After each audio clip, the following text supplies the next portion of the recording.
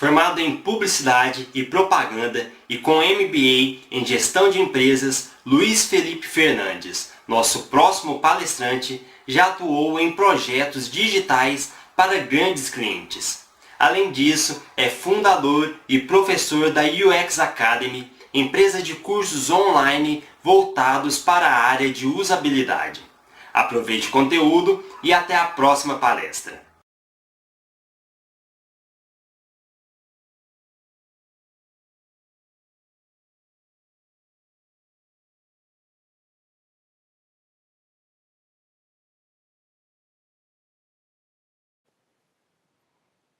Oi pessoal, Luiz Felipe Fernandes falando, da UX Academy. Hoje a gente vai bater um papo bem bacana sobre usabilidade, tá? Provavelmente você já ouviu falar de usabilidade, mas vou resumir bastante aqui para vocês. Usabilidade é um termo relacionado com a facilidade de uso de todo e qualquer tipo de interface, tá? E quando a gente fala interface, eu estou querendo falar de um site, de um aplicativo para celular, de um software, de uma Smart TV, ou até mesmo de tecnologias mais novas, como é o caso do Google Glass, que provavelmente você já conhece, já ouviu falar em algum momento. Agora, se você nunca ouviu falar sobre usabilidade, eu recomendo muito que você assista essa conversa até o final, essa nossa palestrinha aqui. E claro, se você já estudou usabilidade em algum momento, já ouviu falar sobre usabilidade, você pode também ficar aqui até o final. Por quê? Porque hoje a gente vai falar sobre 10 passos simples para você repensar a usabilidade do seu projeto, seja ele qual for que você esteja participando, tá? Então, o que a gente vai ver aqui de uma forma bem resumida são 10 dicas simples, passo a passo, para você garantir a usabilidade desse seu projeto que você esteja participando, seja na empresa em que você trabalha, seja na sua startup, ou principalmente naqueles freelas que sempre acabam surgindo também, né? Então, se você nesse momento está fazendo qualquer outra coisa enquanto escuta essa palestra, eu queria te pedir só um pouquinho para você deixar de lado, seja isso que você está fazendo, para prestar atenção no material que eu preparei para vocês aqui, porque eu tenho certeza absoluta que ele vai te ajudar muito no seu dia a dia de trabalho, tá? Vai te fazer com certeza repensar todos os projetos que você está participando no momento e principalmente vai ajudar a evitar o fracasso e ajudar o sucesso desse seu projeto, mais uma vez, seja ele qual for, tá? Então vamos lá? Convido vocês para começar a nossa palestrinha aqui. Bom, como eu falei para vocês, a gente vai falar hoje sobre os 10 passos simples para repensar a usabilidade do seu projeto, tá? E antes da gente começar o nosso papo em si, eu queria falar bem rapidinho, só um pouquinho do meu histórico profissional, para vocês me conhecerem um pouquinho melhor e até já passar os meus contatos aqui, caso vocês queiram entrar em contato por e-mail ou pelo meu site, tá? O meu nome é Luiz Felipe Fernandes. Eu nasci numa cidadezinha chamada Alto Alegre, no interior de São Paulo, uma cidadezinha bem pequena mesmo, tem pouco mais de 4.000 habitantes, para vocês terem uma ideia do quanto ela é pequena. E eu vivi lá até mais ou menos os meus 17 anos, que foi quando eu resolvi fazer faculdade e fui para Campinas e me formei em publicidade na PUC de Campinas, publicidade com ênfase em marketing. Eu tenho certeza absoluta que eu escolhi a faculdade certa para fazer, o curso certo para fazer. E aí, no meu terceiro ano da faculdade, por influência do meu pai, que sempre foi bancário, eu acabei prestando um concurso para o Banco Nossa Caixa e acabei passando nesse concurso já no meu terceiro ano da faculdade. Então, de alguma forma, eu estava desviando do caminho que eu tinha escolhido como publicitário, porque no banco eu estava trabalhando como atendimento ao cliente, venda de produtos bancários, esse tipo de coisa. Foi uma experiência muito bacana. Eu acabei me formando, quando eu me formei eu estava no banco ainda. Só que apesar de gostar muito do que eu fazia lá, não era o que eu tinha escolhido para mim. E foi uma época até difícil, porque como eu não tinha estagiado durante a faculdade, na área de publicidade, ficava ainda mais difícil de conseguir qualquer tipo de emprego depois de formado na área de publicidade sem nenhum tipo de experiência. Só que o que eu fiz foi aproveitar a experiência que eu tinha dentro do banco com vendas, que foi algo que o banco me proporcionou, e consegui um emprego numa agência em Campinas, uma agência chamada ProPixel, como atendimento e prospecção de clientes. Então foi aí que eu consegui entrar no mercado de publicidade de vez. E claro, apesar de eu já estar formado nessa época, para mim foi praticamente um estágio.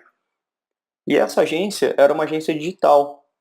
E o que acontece? Eu estava vendendo um produto que eu não conhecia, porque a faculdade não tinha me dado tanto embasamento em publicidade digital, ou em marketing digital em geral. Até porque na época era tudo um pouco novo, até não tinha tantos profissionais trabalhando com isso, e ó que nem faz tanto tempo assim. Mas foi então que eu comecei a estudar sobre marketing digital Estudei marketing digital em geral, tudo que você pode imaginar, eu estudei. E nesses meus estudos foi quando eu descobri a arquitetura de informação e User Experience, que são as áreas que estudam exatamente a usabilidade, que é o assunto da nossa palestrinha de hoje. E foi aí que eu me encantei por essas matérias, comecei a estudar cada vez mais, li inúmeros livros, vi muitas palestras, fui em muitos eventos, e de alguma forma comecei a trabalhar isso dentro da agência que eu estava trabalhando lá, mesmo minha função não sendo essa. E foi depois de muito estudo, participando de todos esses eventos que eu comentei, que eu acabei conseguindo meu primeiro emprego como arquiteto de informação na agência Casa, que fica em Curitiba. Então eu me mudei de Campinas para Curitiba para começar a minha carreira como arquiteto de informação. E lá na agência Casa, em mais ou menos 3 anos que eu fiquei por lá, eu acabei me tornando coordenador do setor de UX, mais ou menos no mesmo período em que a agência foi adquirida pelo grupo JWT, que é um grupo grande de agência de publicidade. Então foi um período de muito enriquecimento profissional para mim, de muito aprendizado. Lá em Curitiba eu consegui fazer muita coisa que nem eu mesmo imaginava que eu conseguia em tão pouco tempo. Cheguei inclusive a dar aula de arquitetura de informação e User Experience dentro da PUC Paraná, num curso de extensão que tinha por lá. Nesse meio tempo, eu comecei a fazer MBA em administração na Fundação Getúlio Vargas aqui de São Paulo. E eu acabei escolhendo fazer administração justamente porque eu queria ter uma visão mais ampla do negócio, já que no dia a dia eu estava me focando muito em uma área, claro, promissora, mas que era muito nichada dentro da publicidade como um todo. Então eu preferi fazer algo que me desse uma visão maior de tudo que estava acontecendo em termos de negócio. Como o MBA era aqui, eu acabei me mudando para São Paulo, transferido pela própria JWT, fiquei aqui por 3 meses, até que eu acabei sendo contratado como UX Designer na UMAP BBDO, que é onde eu estou até hoje, já faz mais ou menos 3 anos e meio. A UMAP também me possibilita ainda um aprendizado muito bacana, trabalhando com clientes muito grandes, principalmente Volkswagen Caminhões, Visa e Havaianas. Com o background que eu tinha já do MBA, mais o meu conhecimento em UX, que eu consegui no dia a dia de trabalho, eu acabei me tornando sócio do e-commerce de underwear masculino Gaveta de Cueca, que já está mais ou menos com quase 2 anos de existência, e abri minha própria escola de cursos de UX, que é o UX Academy, que eu sou proprietário e também professor. É claro que toda essa bagagem tem dado um aprendizado incrível para mim. Eu, de alguma forma, me obriguei a não parar de estudar um segundo sequer. E o que eu estou tentando fazer aqui com vocês é compartilhar um pouco desse conhecimento, um pouco desse aprendizado que eu estou tendo cada dia mais, pesquisando tudo que está acontecendo lá fora, pesquisando tudo que está acontecendo aqui dentro. E também, é claro, no meu trabalho do dia a dia, que a gente acaba descobrindo muita coisa. Então, se você quiser entrar em contato comigo em algum momento, fique à vontade, esse é o meu e-mail, luisfelipe@uxacademy.com.br, e o meu site, uxacademy.com.br também, lá também tem os meus contatos, tá? Além de, claro, das informações sobre o curso que a gente vai falar um pouquinho mais pra frente aqui nessa palestra. Mas vamos começar o conteúdo da nossa palestra de fato, tá? Então, o que é usabilidade, tá? A gente falou um pouquinho, resumidamente, o que é usabilidade no início da palestra, mas antes de explicar de fato o que é usabilidade, eu queria colocar um videozinho para vocês rapidinho, só para mostrar um pouco do extremo de como pode ser essa questão da usabilidade, tá? Vamos lá.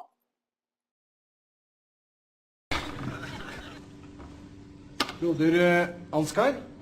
Ja, det er deg, ja. Ja, så bra, ok. Ja, hei du. Hei du. Ja. Ja, hva gjelder det? Ja, det er denne her. Ja, vil du sitte? Takk. Ja.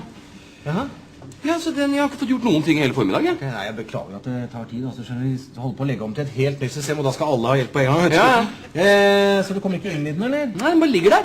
Ok, har du forsøkt å åpne den? Ja, åpne den, altså hvis det hadde vært så enkelt, så hadde jeg jo ikke tilkalt helpdesk, hadde jeg vel? Nei, det er sant. Nei. Vil du ha en kopp vann? Nei, da, det skal være fort gjort, det skal vi se. Du bare gjør der. Sånn. Ja, da er vi i gang. Ja, altså så langt kom jeg også. Ok. Men så stoppet det opp, og så var jeg redd for at noe av teksten skulle forsvinne, så jeg turte ikke å gå videre. Åja, ok. Nei, men du skjønner at inni her, så ligger det kanskje flere 100 sider med lagret tekst. Så for å komme videre, så tar du tak i et ark på den måten her, og så liksom blar du over på neste side sånn. Da fortsetter teksten der. Jeg blar, altså? Du blar, ja. Men når jeg skal tilbake da? Ja, da bare blar du tilbake igjen. Tar tak der. Og så, sånn. Der. Så er du tilbake til den teksten du hadde i stad. Ikke noe Ok, så den forandret. slutter der, Ja. og så fortsetter den der, ja.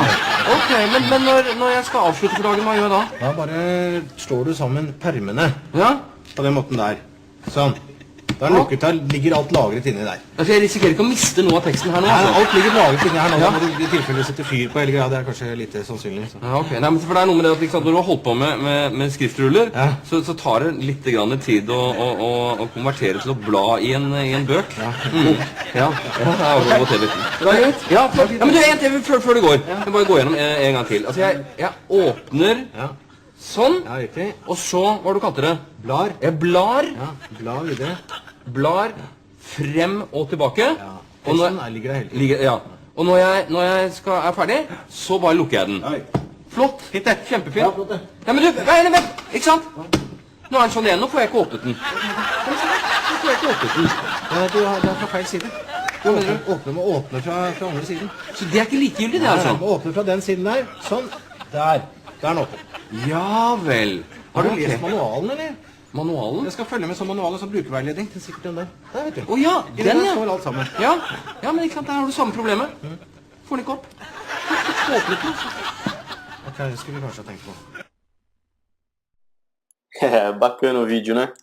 Mas percebem como é muito relativa essa questão da usabilidade quando a gente está falando de um caso em que a pessoa nunca teve contato com aquele tipo de interface em outro momento e ela passa a ter esse contato, é algo novo para ela, tem que ser algo totalmente intuitivo, tá?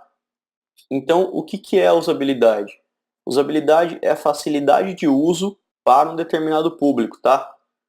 Esse ponto é bastante importante, a facilidade de uso para um determinado público. O grande lance da usabilidade, claro, isso aqui está de forma bem resumida, o que é a usabilidade, ela é muito mais complexa do que isso, mas vamos resumir aqui para facilitar o nosso bate-papo. Mas o grande lance da usabilidade é justamente você entender para quem que você está projetando aquilo lá, aquela interface, para que isso seja fácil para esse perfil de pessoa, tá? E a falta de usabilidade, a falta de planejamento na hora de você projetar a sua interface, acaba acarretando situações como essas aqui. Isso aqui é uma situação, um texto de ajuda de como mudar o seu password, como mudar a sua senha. Dê uma olhada que a gente tem 10 passos, 10 regras que a pessoa precisa seguir para mudar a senha dela. Isso é incabível, tá, gente? Se toda vez que a pessoa for mudar a senha dela, ela tiver que seguir 10 regras, e o pior disso, decorar essa senha que ela criou seguindo essas 10 regras, é exigir demais do usuário. Então eu sempre falo que se você precisa de uma ajuda desse tamanho, um texto desse tamanho para ajudar alguém a fazer uma coisa tão simples, que deveria ser tão simples, já está começando errado. Ou essa outra situação aqui também, que é até cômica, né? Que simula aqui você tentando abrir um link no celular, no caso do iPhone, e que ele fala que essa página precisa ser aberta no seu laptop ou no seu desktop. E que só depois que você abrir esse site no seu laptop ou desktop, que você vai ver um QR Code, que aí você tem que pegar o celular para ler esse QR Code e ir para a URL que você precisa abrir de fato. Então olha que volta que eles estão fazendo você dar para ser impactado por um conteúdo que provavelmente nem deve ser o melhor conteúdo do mundo para precisar dar tanta volta assim. Eu não sei se vocês conhecem o que é o QR Code, mas são aqueles códigos que normalmente são montados por quadradinhos que você aponta o celular e ele lê normalmente uma URL e te leva para um site. Então olha que falta de planejamento da interação do usuário com aquela interface que você está querendo exibir para ele, né? Ou mesmo essa outra situação aqui, que é uma situação até bastante comum, principalmente no Windows, que ele me mostra um erro, só que ele não me mostra descrição nenhuma do que é esse erro. Ele simplesmente fala, ó, as informações abaixo encontraram o seguinte erro. Mostra um código de erro que não me diz nada, e a descrição falando que o nome do DNS não existe. Ou seja, se eu não for um formado em tecnologia da informação aqui, eu não vou conseguir fazer isso aqui nunca, corrigir esse erro nunca. Toda e qualquer mensagem de erro, ela tem que ajudar o usuário, mostrar o que aconteceu de fato, de errado, e principalmente dar uma solução para o usuário, o que ele precisa fazer para corrigir aquele problema que aconteceu. Tem uma frase que a gente costuma falar no meio da arquitetura de informação e user experience, que é: o erro nunca é do usuário, o erro é sempre da interface ou do sistema. Quem tem que se adaptar ao usuário é o sistema e não o contrário. Mas vamos lá. Ou essa outra situação também que chega a ser até engraçada, em que você tem aqui um checkout, que ele mostra ali em cima falando quantia total, incluindo taxa de administração, 3.317 moedas, e lá embaixo ele fala as mesmas 3.317 moedas no custo total, excluindo a taxa de administração, ou seja, são duas informações em locais diferentes dentro da mesma página que estão se contradizendo. Então, esse tipo de coisa não pode acontecer, porque você vai simplesmente só confundir o usuário e evitar ele de tomar uma decisão em cima do que ele está querendo fazer. Aqui é mais grave ainda, porque o que acontece? Ele está tentando comprar o teu produto, ele está querendo gastar dinheiro com você, e você de alguma forma está dificultando esse processo de compra do usuário. Esse aqui é um outro caso de um site nacional, inclusive, em que é uma rede de lojas que eu estou tentando ver as ofertas que tem nessas lojas. E olha quanta informação, quanta coisa eu preciso fazer simplesmente para conseguir ver as ofertas deles. Resumindo, eu quero comprar e eles estão falando assim: faça tudo isso aqui para que você possa ver as ofertas e então visitar uma loja nossa para poder comprar o que você quer comprar. Então, se você precisa passar toda essa quantidade de informação para o usuário antes dele tomar uma ação, mais uma vez está errado. Você está complicando demais esse sistema, fazendo o usuário perder tempo e, consequentemente, perdendo dinheiro. Então, basicamente, o que a gente tem hoje espalhado na internet como um todo, na rede toda, a gente tem uma grande quantidade de informação, uma infinidade de informação disponível. E a função da arquitetura de informação e user experience é justamente facilitar o consumo dessa informação, organizar e simplificar ao máximo essa informação para que ela possa ser consumida da forma mais fácil possível para esse público que a gente se determinou, que a gente se propôs a atender. Basicamente, a função do UX Designer, então, é garantir a adequação ao público, a adequação dessa interface ao público e pensar no que vai ser construído antes de ser construído, tá? Vocês vão ver que pensar nisso antes vai economizar uma série de esforços e principalmente dinheiro.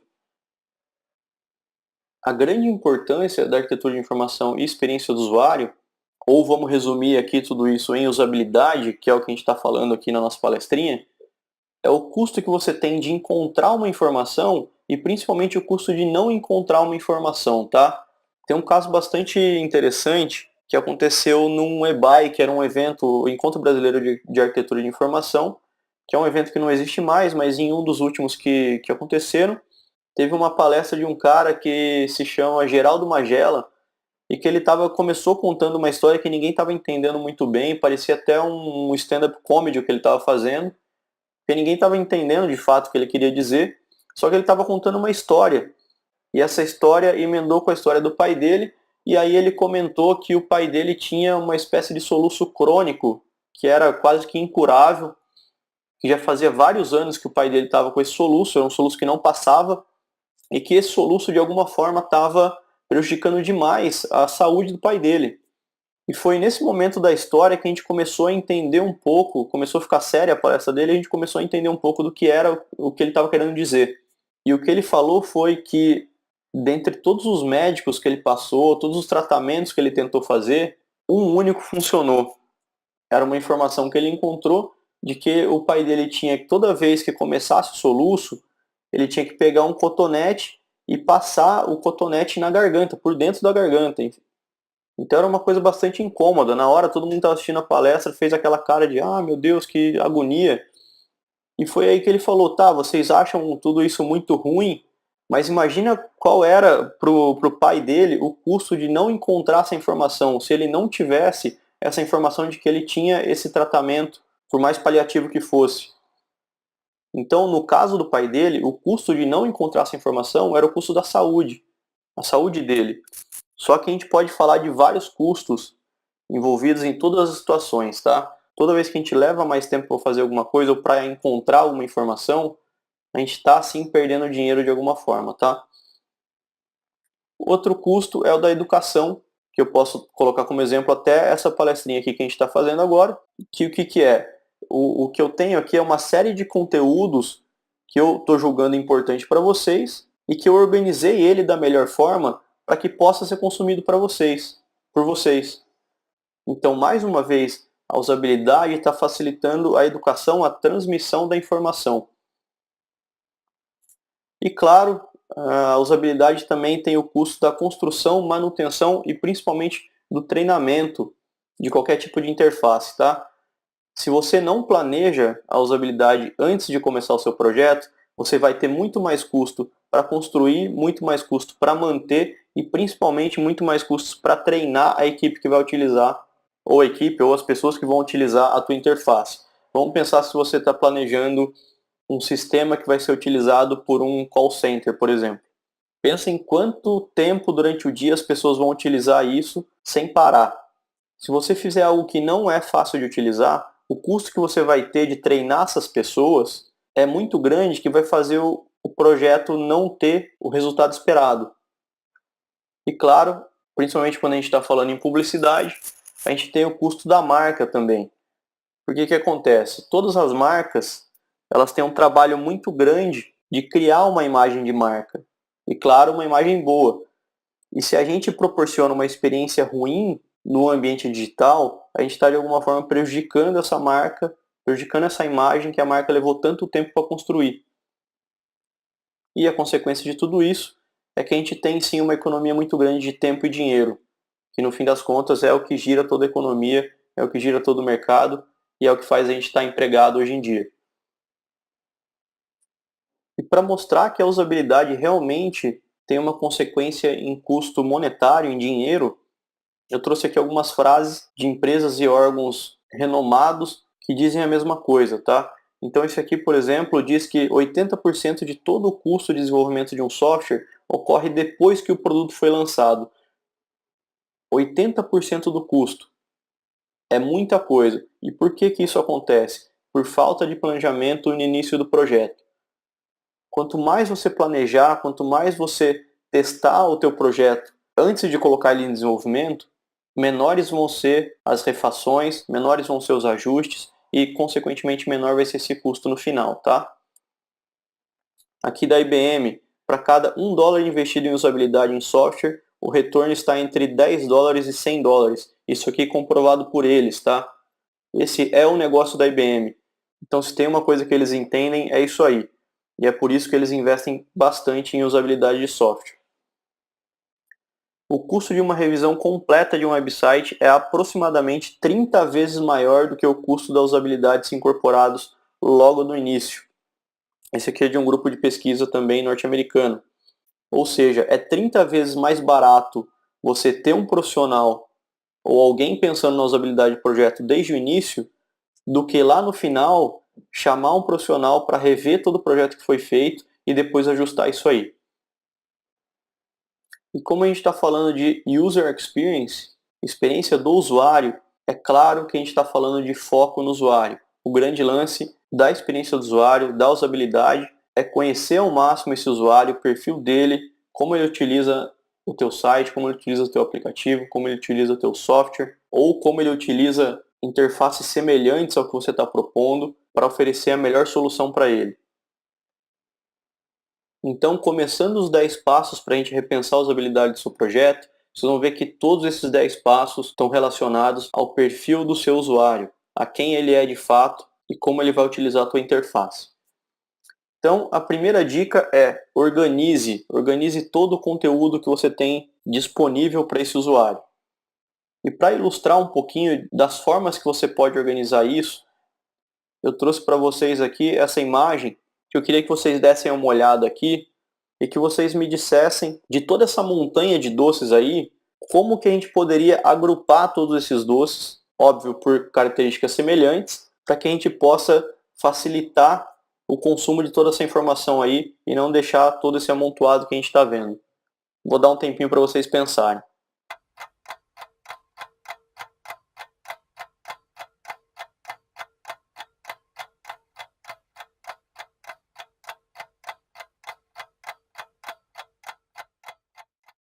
E aí, pensaram como que vocês podem agrupar tudo isso aí, organizar toda essa informação? Então vamos lá, vou falar algumas aqui para vocês verem a grande quantidade de possibilidade que a gente tem para qualquer tipo de informação, tá? Então falando aqui especificamente de doces, a gente pode, primeiro de tudo, organizar tudo isso por marca. Eu posso colocar todos de uma determinada marca de um lado, todos de outra marca de outro e fazer vários grupinhos. Eu posso também organizar tudo isso aqui por formato. Eu tenho ali alguns em caixinha quadrada, cubo, né? Eu tenho outros redondos, tenho outros em formato de bastão e por aí vai. Posso também organizar por cor. Se isso for interessante para o meu usuário, eu posso colocar todos os amarelos de um lado, todos os vermelhos de outro, todos os verdes de outro. Posso também organizar por sabor. Como a gente está falando de alimento, eu poderia colocar todos que são chocolate de um lado, todos que são sabor menta de outro, sabor de café, sabor de morango, tutti-frutti, todo tipo de sabor, todos agrupados desse formato. Tipo de embalagem. Mas aí você fala, por que eu organizaria tudo isso aí por tipo de embalagem, sendo que eu estou vendendo doces? Agora imagina que eu sou o fabricante desses doces e eu tenho que de alguma forma organizar tudo isso aí para melhorar a minha logística até os meus distribuidores. A organização por tipo de embalagem ela pode ser sim muito interessante, porque se eu colocar embalagens semelhantes juntas, eu vou otimizar de alguma forma o espaço utilizado dentro dos caminhões que vão transportar, por exemplo. Então, mais uma vez aí o que a gente está vendo é adequação ao público. A gente pode organizar por matéria-prima do doce em si. Então eu tenho chocolate, que é cacau, eu tenho balas, que são basicamente açúcar, eu tenho outros doces que são basicamente amendoim, e por aí vai. Por tipo de uso também. Poxa, mas tipo de uso de doce? Sim, tem doces que são muitas vezes até medicinais. Já viram aqueles chicletes que a gente comprava em farmácia? Eu não sei nem se existe mais isso, mas antigamente, quando eu era criança, normalmente a gente comprava uns chicletinhos que vendiam só na farmácia, que fazia bem para a garganta e tudo mais. Não deixa de ser um doce. Eu tenho outros que são dietéticos, outros que podem ser para reposição de energia. Posso também organizar por público. Por que não eu posso ter um doce que é vendido ou que o público-alvo dele são mais adultos do que crianças?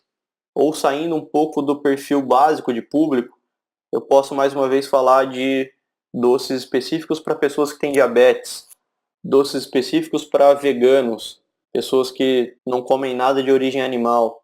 Tudo depende da necessidade que você tem de organizar, tá? E por último, posso organizar até por área de distribuição. Mais uma vez, se eu sou o distribuidor desses doces, eu posso falar que esses doces vão para uma determinada área de distribuição, esses outros doces vão para outra área de distribuição. Então, eu tenho uma utilidade na separação, na organização e agrupamento de toda essa montanha de doces, tá? Então, percebem a quantidade de tipo de organização que a gente pode fazer? Uma simples montanha de doce é a mesma coisa que a gente vai fazer com o conteúdo que você está disponibilizando para o teu usuário, seja no teu site, no teu aplicativo, no teu software, onde for, tá? Na tua interface. Então, basicamente, resumindo bastante, essa organização de conteúdo, ela vai originar o mapa do teu site. O mapa do site é algo bem conhecido de todo mundo, inclusive está disponível em grande parte dos sites hoje em dia ainda. E ele vai definir como que o teu usuário busca a informação que você está disponibilizando para ele.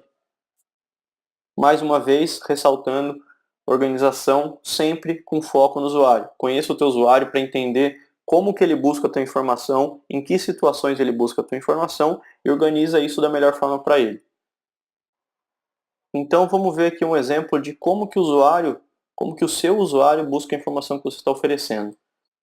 Tomando por base aqui, esse é até um exemplo clássico, tá? De modelo de organização, onde você no site da Americanas procuraria hoje por um aspirador de pó. Em quais dessas categorias? Informática, telefonia, eletrônicos, eletrodomésticos, móveis, eletroportáteis, brinquedos ou games? Eu ficaria na dúvida entre eletrodomésticos e eletroportáteis. E talvez eletrônicos, mas acredito que não. Eu confesso que eu não saberia onde procurar, mas um aspirador de pó dentro da Americanas está dentro de eletroportátil. Por alguma definição, um aspirador de pó é um eletroportátil e Americanas.com organiza dessa forma, que no meu caso não seria a melhor forma. Mas ok, existem outras formas de encontrar esse produto aí. Eu posso simplesmente chegar na busca lá, digitar aspirador de pó, e ele vai me jogar direto para o conteúdo que eu estou buscando. Na minha opinião, um bom exemplo de organização é da Globo.com, que eles conseguiram simplificar ao máximo todas as notícias que eles tinham. A Globo tem uma quantidade de conteúdo gerada muito grande, e normalmente todo esse conteúdo sempre era organizado em inúmeras e inúmeras categorias. O que a Globo.com fez foi organizar todas essas notícias, em 3 grandes categorias, que são notícias, que é o que eles consideram que é assunto sério. Então tudo que é assunto sério vai para notícias, toda notícia relacionada a esporte, principalmente futebol, vai para esporte, e tudo que não é esporte nem assunto sério vai para entretenimento, que é a parte que fala de celebridades, fofocas, novela e toda a parte de entretenimento que a Globo oferece. Então, se vocês olharem, por exemplo, o menu do UOL, ele é muito mais extenso do que isso. A Globo.com organizou todo esse conteúdo dentro de somente 3 categorias, tá? Segunda dica para a gente repensar a usabilidade do teu projeto é rotule. O que é rotular? Dê nome aos bois, tá? Falando em português, claro. Você já criou na dica número 1 o mapa do site. O que você vai fazer agora é dar nome a todo esse conteúdo que você organizou e, mais uma vez, esse nome tem que ter foco no usuário. Não adianta você utilizar termos que o usuário desconhece, termos que não são comuns para ele ou que são ambíguos também, tá? O rótulo basicamente vai ser aquilo que vai fazer o usuário decidir se ele clica ou não clica naquilo, se é ou não a informação que ele está buscando.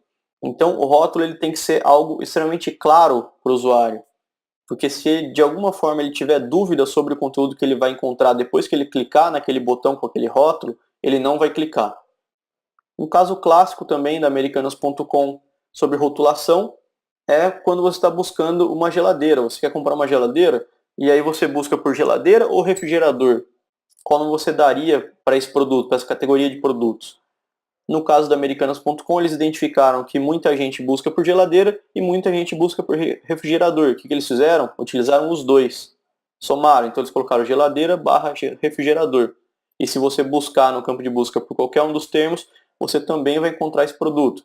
Ou seja, o que eles estão fazendo aqui é eliminando essa ambiguidade do termo, tá? Para facilitar que você encontre aquilo que você está buscando e, consequentemente, que você compre e dê mais dinheiro para o site, é claro. Bom, então a gente já organizou todo o conteúdo, a gente já deu o melhor nome para esse conteúdo para o usuário achar. Agora o que a gente vai fazer é facilitar a navegação desse usuário dentro do teu sistema, dentro do teu site, tá? Esse é o passo número 3. E o que é navegação, tá? Por definição, navegar é ir de um ponto até o outro, só que quando você não conhece, você não tem esse destino no seu campo de visão. E é exatamente isso que acontece na internet. O que a gente tem? O hiperlink. Um link nada mais é do que uma forma de você ir até um outro conteúdo, só que você não está vendo esse conteúdo, você só vai ver depois que você clicar nesse hiperlink. Mais uma vez aí até a importância da rotulação, porque a rotulação tem que traduzir muito bem o que o usuário vai encontrar depois que ele clicar. Então, para facilitar a navegação, dentro dessa dica, eu digo que o usuário deve sempre saber de onde ele veio dentro da tua interface, onde ele está e para onde ele pode ir. Se ele tiver essas 3 informações, ele se sente seguro de alguma forma para continuar navegando no teu site, tá? Vamos para um exemplinho aqui.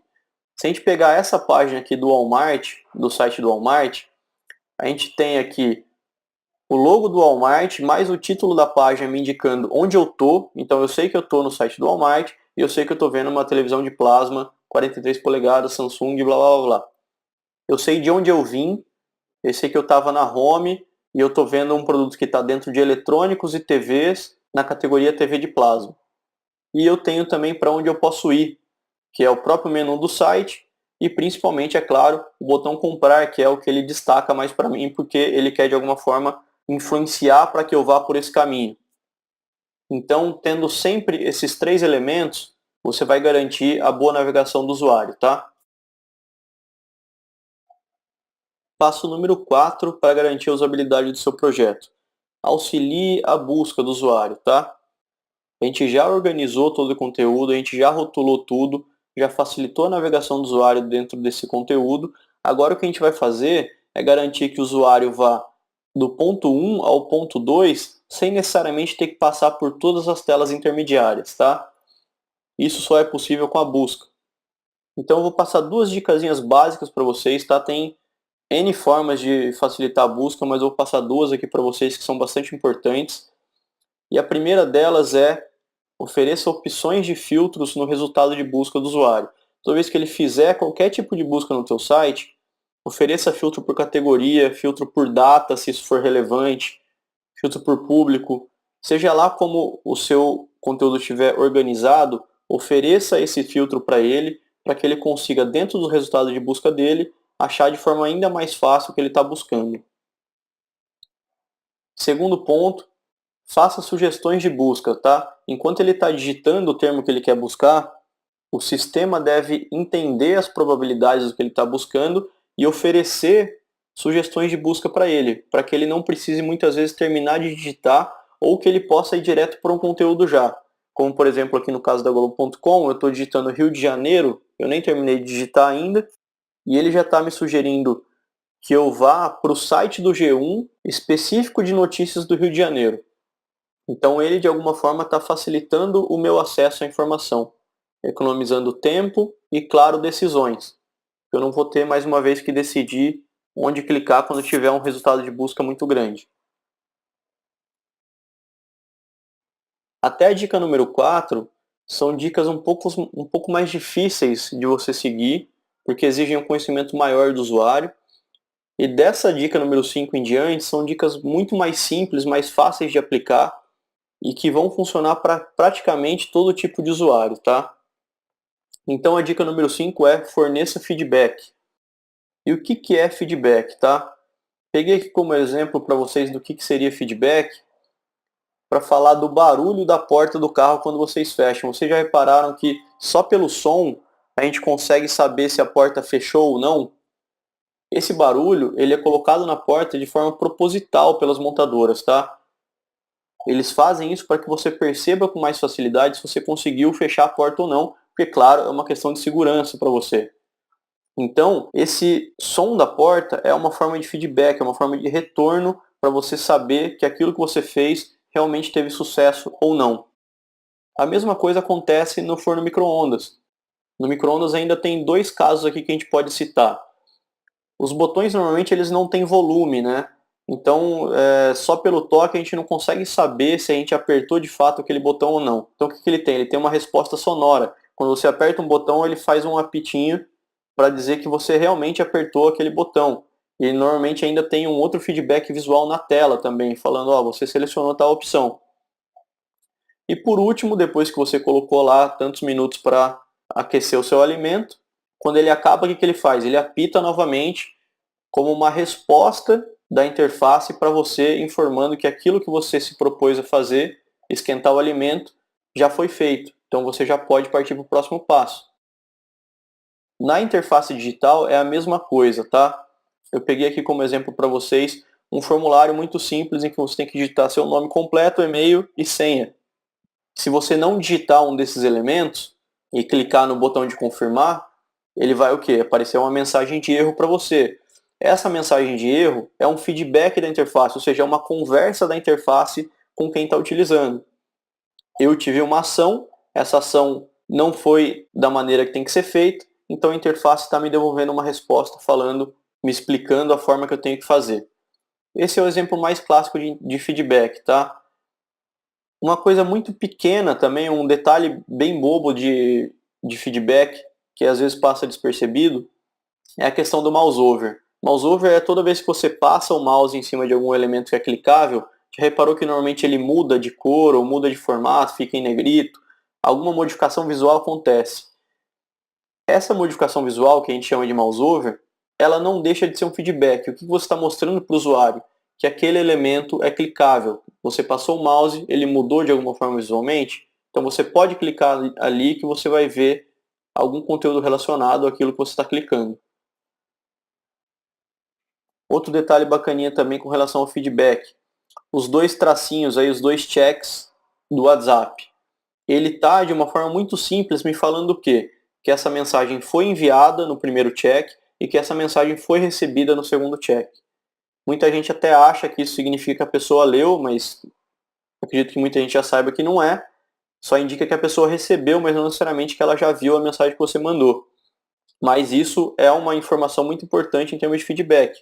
Porque se eu estou mandando uma mensagem, eu quero sim garantir que aquela mensagem seja entregue. E eu preciso de uma resposta da interface para garantir isso. Então a dica aqui é muito simples. Toda vez que o usuário tiver uma ação, ele precisa ter uma reação da interface, tá? Eu cliquei em um botão, eu preciso ter uma resposta.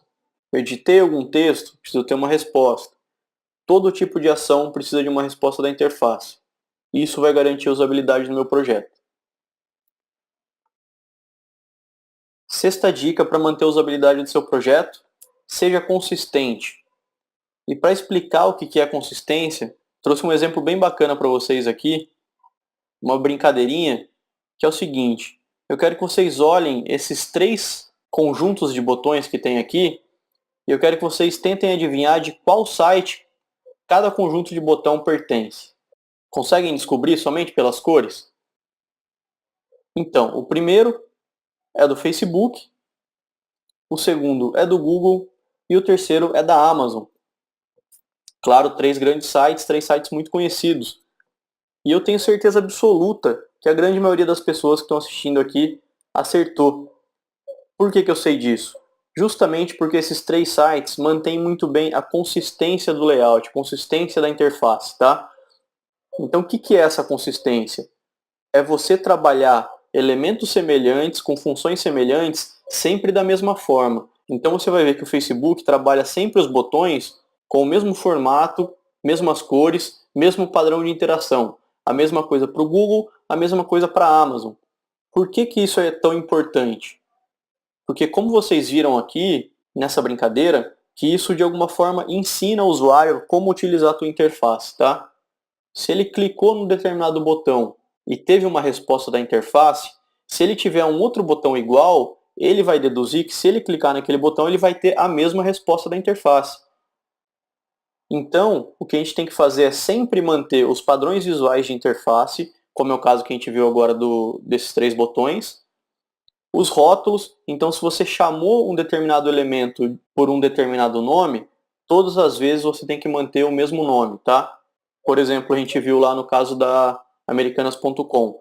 Todas as vezes eles vão chamar geladeira e refrigerador pelos 2 nomes. Você nunca vai ver só um nome sozinho. Manter também o padrão de linguagem.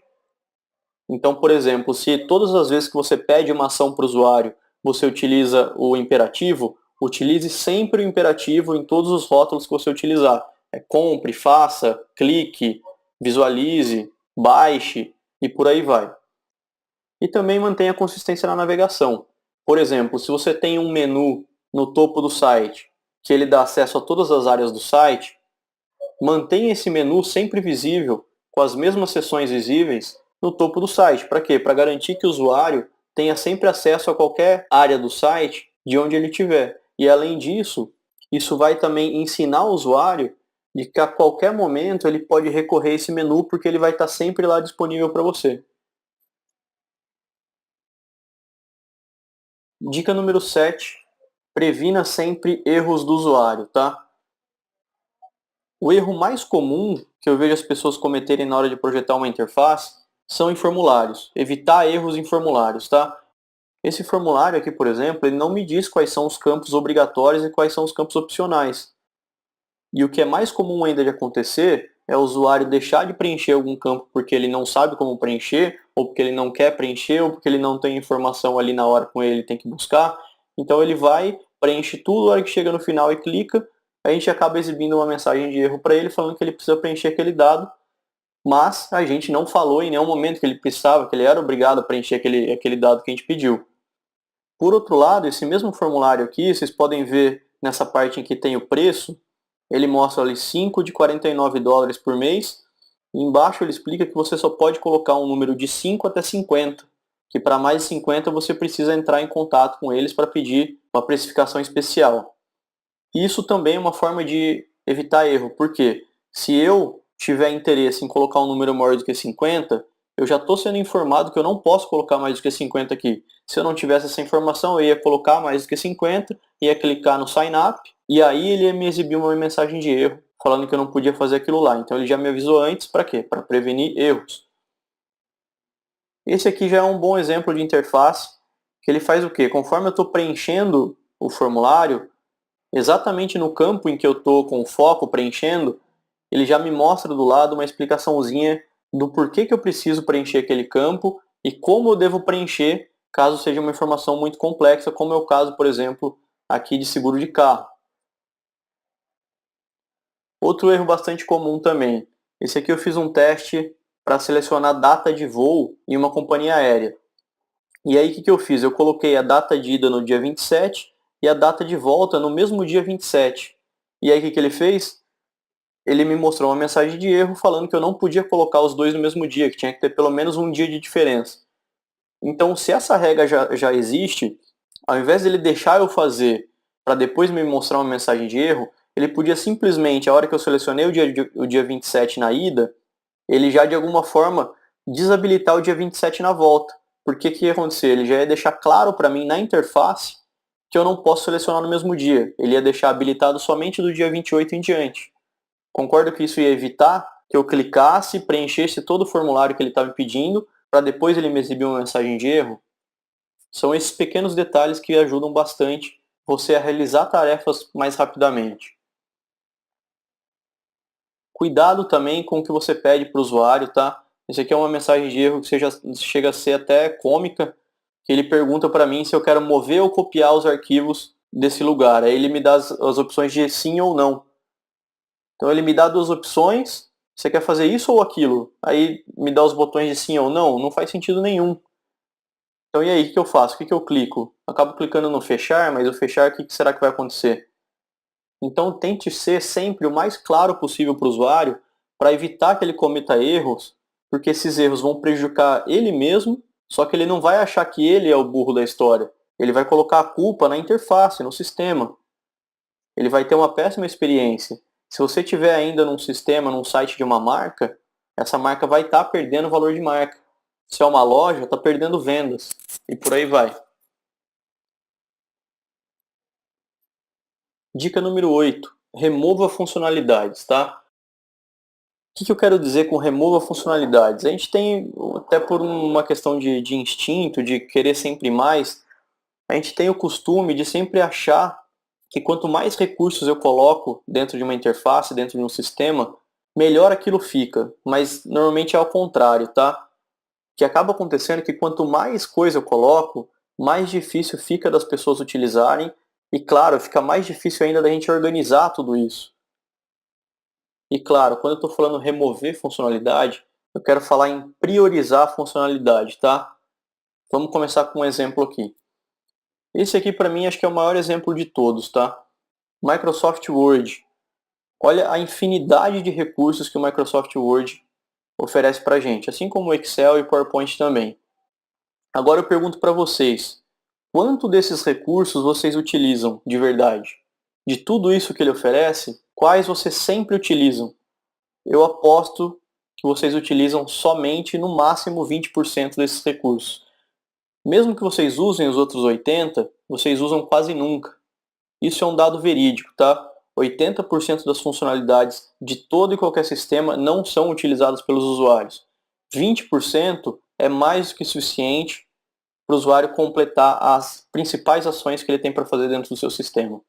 E acho que o Word e o Excel são os maiores exemplos disso.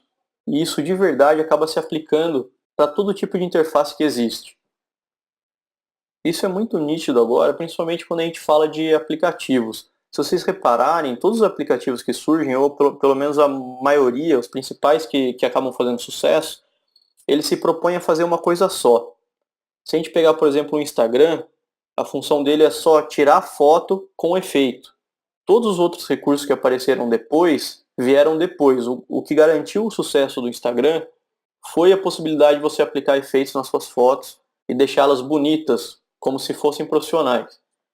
Mesma coisa o WhatsApp. O WhatsApp serve para mandar e receber mensagem.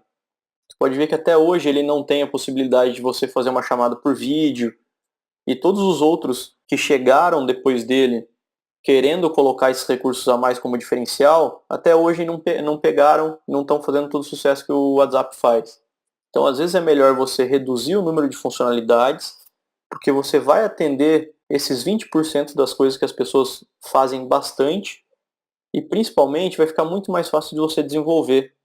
Fica mais fácil de você testar, encontrar erros e deixar com maior qualidade ainda o teu site, teu aplicativo, o teu sistema. E mais uma vez, quando eu falo remova, eu quero dizer priorize. Analise no teu projeto aquilo que realmente faz a diferença para ele, tá? Se a gente pegar até o caso do Microsoft Word, se a gente pegar um semelhante, o Google Docs, que também tem o Word deles, se vocês repararem, ele tem uma quantidade de recursos infinitamente menor. Mas nem por isso ele deixa de fazer sucesso. Por quê? Porque ele tem somente os 20% que as pessoas realmente utilizam. Ele não removeu aleatoriamente as funcionalidades. Ele manteve aquelas que as pessoas realmente utilizam sempre. Aqui o que eu estou querendo dizer para vocês é para eliminar opções similares. Muitas vezes o que acontece? A gente coloca várias funcionalidades, várias opções dentro da interface, que no fim das contas elas acabam fazendo a mesma coisa. E aqui eu peguei como exemplo para vocês o acesso a uma página de contato. Muitas vezes a gente cria várias páginas de contato, uma para cada função. Uma página de contato para contato comercial, outra página de contato para contato do consumidor com a empresa, outra para reclamação, outra para isso, outra para aquilo. Tudo isso pode ser organizado, tudo isso pode ser simplificado dentro de uma página só. Seria uma página de contato. Ao invés de eu liberar esse monte de opção já na interface, eu vou colocar uma página só de contato e a hora que eu acessar essa página, lá sim eu vou ter todas as funções, todas as possibilidades de tipos de contato. Esse aqui é um outro exemplo muito clássico também de eliminar opções similares, tá? É até bastante comum a gente ver alguns aparelhos, alguns eletrônicos, em que você tem um botão de ligar e um outro botão de desligar. Isso não tem cabimento, pessoal. Não tem por que eu ter esses dois botões. Se eu tiver esses dois botões, eu vou ter que criar uma lógica de que quando eu aperto o ligar, eu habilito o desligar e desabilito o ligar. E vou ficar habilitando e desabilitando um ou outro toda hora. Para que eu vou fazer isso? Eu posso simplesmente criar um botão só, que seria um botão de ligar e desligar. Quando ele está pressionado, ele está ligado. Quando ele não está pressionado, ele está desligado. Simples assim. Então sempre optem por eliminar essas opções, esses recursos que fazem a mesma coisa, tá?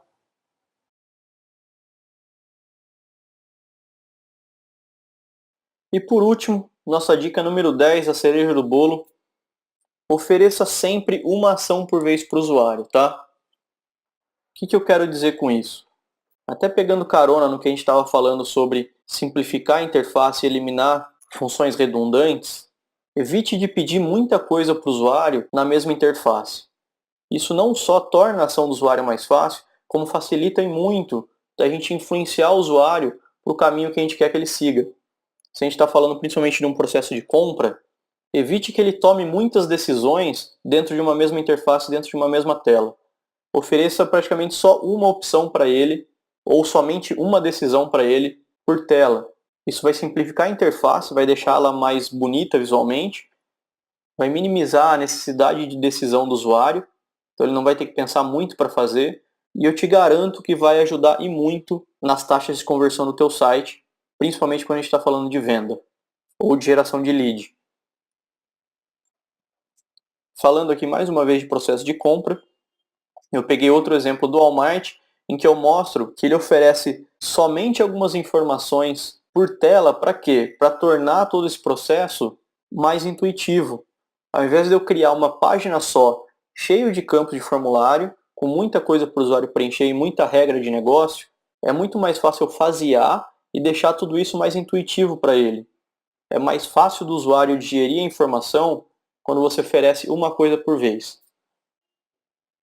Esse processo de simplificação ele está cada vez mais evoluído, principalmente por causa das interfaces para celular que tem surgido cada vez mais.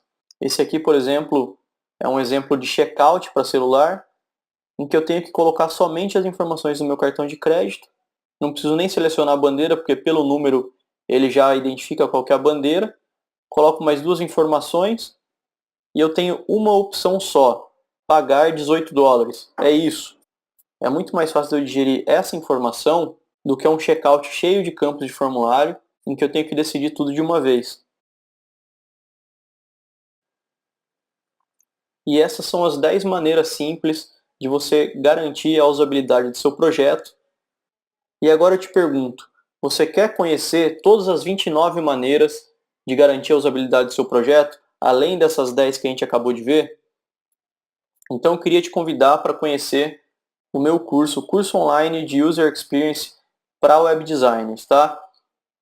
Lá vocês vão aprender como criar sites e aplicativos que, além de atraentes, são fáceis de usar e principalmente atendem às necessidades de quem está usando o teu site ou o teu aplicativo. Esse curso online, ele é para quem não quer ser especialista em User Experience, mas que de alguma forma precisa aplicar esses conceitos no seu dia a dia de trabalho para facilitar de N formas, tá? E são 3 as formas que esse curso pode te ajudar e muito. Primeira coisa, ele vai facilitar muito as decisões de interface nos seus trabalhos do dia a dia. Então, todos esses pequenos detalhes do coloco esse botão aqui, eu coloco esse botão ali, faço isso, coloco essa informação ou não, esse curso vai te ajudar em muito nessas coisas, principalmente com essas 29 regrinhas de usabilidade para garantir a usabilidade do seu projeto. Em segundo lugar, ele vai te ajudar a entender e contestar o trabalho do arquiteto de informação. Isso se você trabalha em uma empresa que disponibiliza um profissional de arquitetura de informação. E claro, ele vai ajudar muito naqueles freelas que a gente acaba pegando e que a gente tem que fazer o site praticamente sozinho, é ou não é? O curso, por ser online, você vai ter acesso vitalício a todas as aulas, tá? Isso quer dizer o quê? Se você assistir às aulas hoje e quiser no ano que vem fazer uma recapitulação de todo o conteúdo, você pode assistir sem problema nenhum. A mesma coisa para daqui 2 anos, 3 anos, 5 anos. Você vai ter sempre acesso a todas as aulas, sem precisar fazer uma segunda matrícula. Você vai fazer uma matrícula só e vai ter acesso ao conteúdo sempre. Claro, como a gente está falando de usabilidade, você vai poder estudar pelo computador, pelo celular e agora inclusive pela TV também, se você tiver um celular Android e um Chromecast para colocar na sua TV. Claro, o grande benefício do curso online é que você pode assistir as aulas a hora que você quiser, quando você quiser, sem prazo para terminar o curso. E no final você vai ter um certificado digital de conclusão com numeração própria, URL própria, com total validade para você utilizar como certificado na sua universidade, no seu trabalho ou qualquer outra atividade que você esteja fazendo.